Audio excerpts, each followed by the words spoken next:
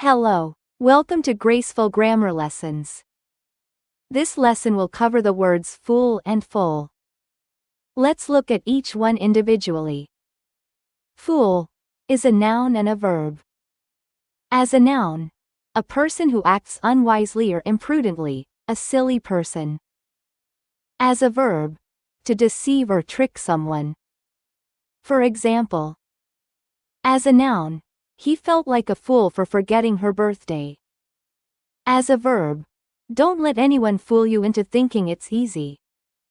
Full is an adjective, containing as much as possible, filled to capacity. For example, the cup is full of water. After the meal, I felt full and satisfied. To summarize, fool can refer to a person or an action of tricking someone.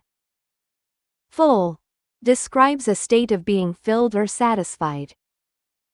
Don't forget to subscribe, share, comment, and hit that notification bell so you don't miss a lesson.